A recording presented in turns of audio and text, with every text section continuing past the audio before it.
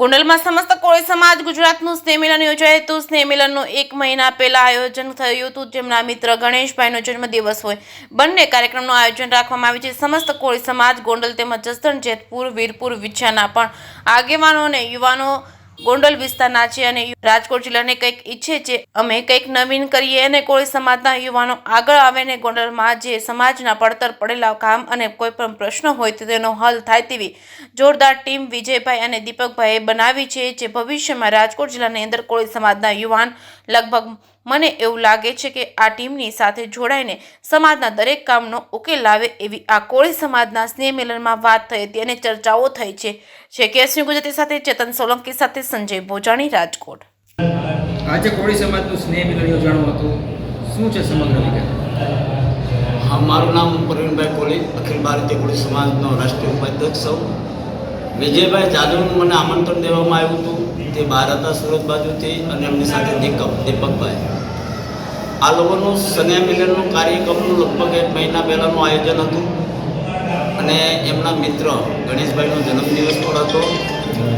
બંને સાથે કાર્યક્રમનું આયોજન રાખવામાં આવ્યું હતું। સમસ્ત કોળી સમાજ ગોંડલ અને જસદણ વિસ્તારના પણ આગેવાનો અને યુવાનો, મેન કરીને યુવાનો, જે યુવાનો ગોંડલ વિસ્તારના જે યુવાનો છે ને રાજકોટ જિલ્લાના ઈચ્છે છે કે અમે કંઈક નવું યુવા ચહેરો આગળ આવે સમાજમાં, અને ગોંડલમાં જે સમાજના પડતર પડેલા કામ હોય, કોઈ પ્રશ્ન હોય અને એનો હલ થાય એવી જોરદાર ટીમ અત્યારે વિજયભાઈ અને ભાઈ દીપકભાઈએ બનાવી છે। તો ભવિષ્યમાં રાજકોટ જિલ્લાની અંદર કોળી સમાજના યુવાનો લગભગ મને એવું લાગે છે કે આ ટીમની સાથે જોડાઈ અને સમાજના દરેક કામનો ઉકેલ લાવે એવી કોળી સમાજે આજે આ સ્નેહ મિલનમાં વાત થઈ છે અને ચર્ચા થઈ છે। કોળી સમાજ દ્વારા આગામી દિવસોમાં કયા સમાજલક્ષી કાર્યો કરવાનું છે? કોળી સમાજની અંદર ઘણા પ્રશ્નો છે પડતર, એમાં અત્યાર સુધી શું હતું કે યુવાનો કોઈ આગળ નહોતા આવતા।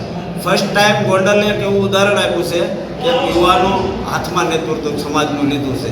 તો નાના મોટા પ્રશ્નો છે, મેડિકલથી લઈ શિક્ષણના લઈ અને સમાજનો જે તાલ થોડો વિખાણો છે એને એકતા સમાજની કેમ જોડાય અને આવતા દિવસોમાં સમાજને સારી દિશા બતાવે, વ્યસનોથી મુક્ત થાય અને સમાજ રાજકીય અને સામાજિક કઈ રીતે આગળ વધે એના માટેનું આ સ્નેહ મિલનનું આયોજન હતું।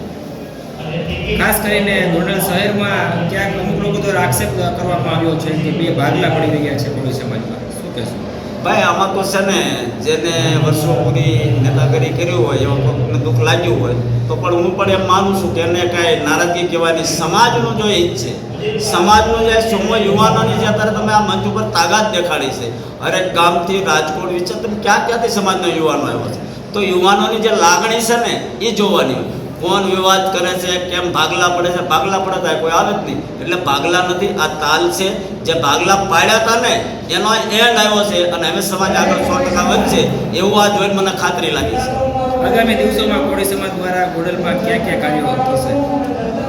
લગભગ હું ઈચ્છું છું કે આ ટીમ સારું એવું રિઝલ્ટ રાજકોટ જિલ્લાને આપશે। હું આ ટીમ આગળ અપેક્ષા રાખું છું, મને ભરોસો છે અને એમની પાછળ પીઠબળ એવું મળી ગયેલું છે કે સમાજને 100% ન્યાય અપાવશે, કે જે વિજયભાઈ અને દીપકભાઈની ટીમ છે, જે યુવાનો જે બધા તરામાં જોડાણેલા તમામના હું નામ નથી લેતો, પણ એમને સપોર્ટ સારો રાજકીય મળ્યો છે તો સમાજને 100% સાચી દિશા મળશે। તો સમાજના યુવાનોને હું આકલ કરું છું કે દીપકભાઈ અને વિજયભાઈનો હાથ ન છોડતા। જય કોળી સમાજ।